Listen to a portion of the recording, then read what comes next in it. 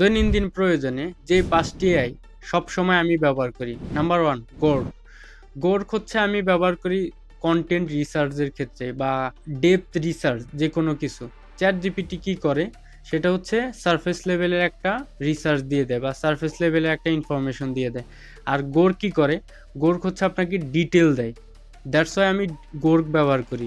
Grok এখন recently Grok নিজস্ব ব্রাউজারও launch করছে। Number 2 ChatGPT।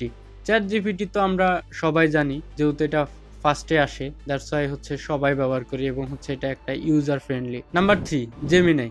Geminiও কিন্তু যেহেতু গুগলের এবং তারা কিন্তু নতুন নতুন ফিচার নিয়ে আসে রিসেন্টলি, তাদের ন্যানো ব্যানানা যেটা ওইটাও খুব ভালো কাজ করতেছে। Number 4 DeepSeek। DeepSeekও কিন্তু অনেকগুলা কাজে হচ্ছে আমি ব্যবহার করে থাকি, অফিসিয়াল প্লাস হচ্ছে আমার কন্টেন্টের জন্য বা আমার ইউনিভার্সিটির কাজের জন্য। Number 5 Grammarly।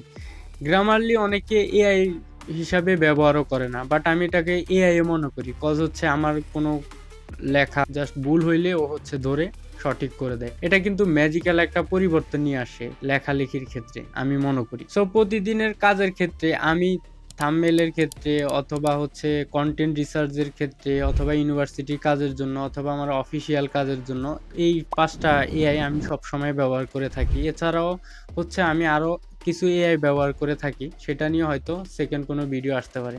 তো আপনারা চাইলেও এই 5টা এআই সবসময় ব্যবহার করতে পারেন।